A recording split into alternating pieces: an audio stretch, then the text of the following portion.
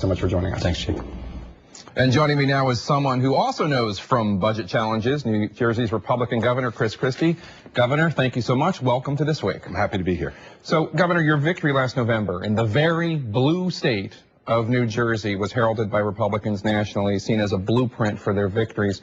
Now, a lot of Republicans who wanted you to win and admired your campaign said that you won mainly by criticizing incumbent Democratic Governor Corzine, not necessarily by a specific detailed agenda. And I'm wondering if, first of all, you agree with that. And second of all, how do you see your victory in the context of what Republicans can do this November? Well, first off, Jake, I think what we did in New Jersey last year was say very specifically what direction we wanted to take the state in. We said we wanted to have less spending, smaller government, lower taxes, and common sense regulation that was going to help to grow private sector jobs. And so I didn't go line item by line item through the budget during the campaign, and I didn't think it was the right thing to do.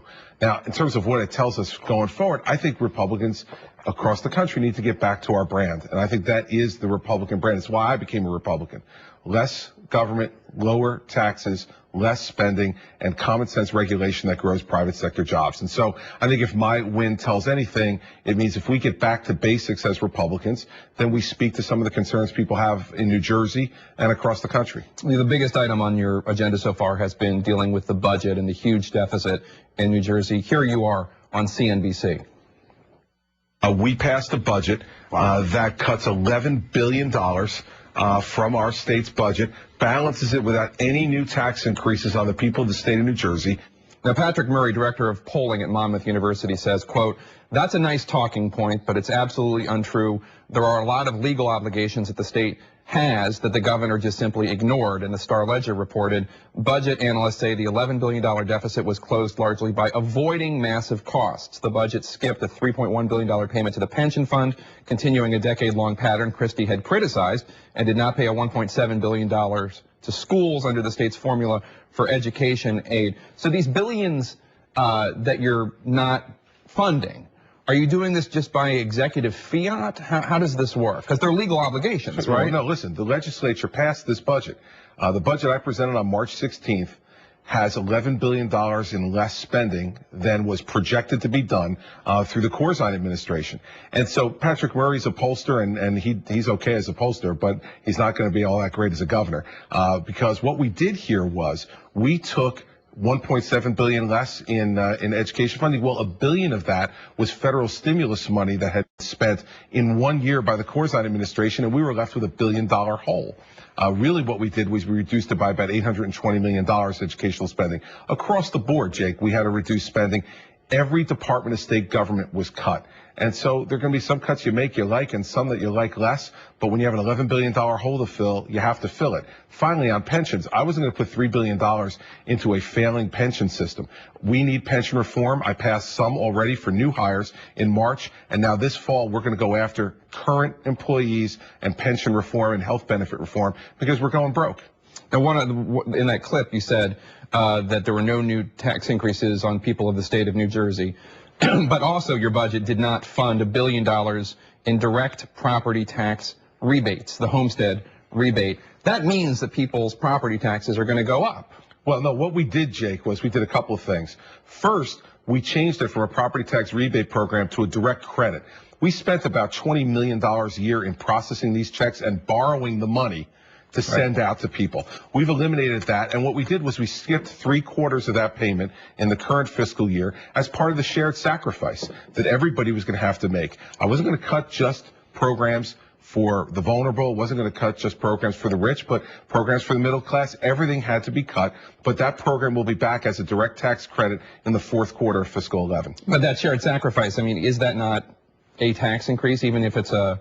I mean, if you're taking away a tax rebate, even temporarily, that's a tax increase, isn't it? No, I don't see it that way. And in addition, what we did was we're giving the tools now to municipalities with a 2% property tax cap that we passed this July by me calling the legislature back into special session, and with the tools that we're going to be passing this fall for them to cut spending even more at the municipal level so that people are not going to see a huge increase over the course of the next 4 years in the property taxes at all. Okay, there's been a lot of tension between you and teachers. You've been wielding your budget axe. Here's one example from a recent town hall meeting.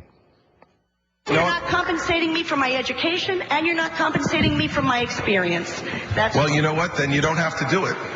Teachers do it because they love it. Well, that's good. Well, then, reason I do it. Well, and listen, and teachers go into it knowing what the pay scale is. I know you said your issue is with teachers' unions and not with individual teachers, but what do you say to residents of your state who say that they like your stance on taking on the teachers' unions, but a clip like that makes it seem like you don't really respect the teaching profession? Well, I do respect the teaching profession. I'm a product of the public schools in the state of New Jersey, and I care deeply about our public education, but here's what we can't have any longer. We can't have one sector of our society sheltered from the ravages of the recession at the cost to the people who have been hurt by the recession the most. For instance, the building trade unions in our state, they have unemployment at 35 to 50%. They're getting no raises. They're getting no benefits any longer, yet their property taxes continue to go up to pay for 4% and 5% salary increases demanded by the teachers union in a 0% inflation world, and that most of the teachers in New Jersey, because of their unions, pay nothing towards their health benefits from the day they're hired until the day they die. Now, I have to tell you, Jake, we can't have one set of rules for one small sector, the public sector unions, and a different set of rules for everyone who's being hurt by this recession, and say to those people who are being hurt the most by the recession, by the way, you pay for this special treatment. I mean, now, that may be tough talk to people, and it's direct, but candidly, that's what we have to do if we want to get budgets under control in New Jersey and around the country. You've been known in the State House and nationally for a blunt style. Here's an example of that. Like it or not, you guys are stuck with me for 4 years. And I'm going to say things directly. Any questions, I'm going to answer them directly, straightly, bluntly. And nobody in New Jersey is going to have to wonder where I am on an issue. That's a high bar, so let's do it. Okay. Directly, straightly, bluntly. Should New Jersey join the lawsuit that other states have filed against the Obama administration over the individual mandate in the health care reform bill? I have both my Attorney General and my Commissioner of Health studying two things. First, what are the chances of succeeding in the lawsuit? Because with limited resources in New Jersey, I'm not going to throw good money after bad. And secondly, what's the effect of this 2,000-page bill going to be on the people in New Jersey? When I get answers back from them, I'll make a decision. What's your impulse? I don't have an impulse. I'm waiting to get briefed on it. Immigration reform. You've said this issue is too important to demagogue. Who is demagoguing in the Senate right now? And what is the solution to immigration reform? Well, first of all, on demagoguing, I wasn't talking about anything that's going on now. That's a 2-year-old quote. And there were some things going on in New Jersey at the time while I was U.S. Attorney that I thought was demagoguery, and I called it that.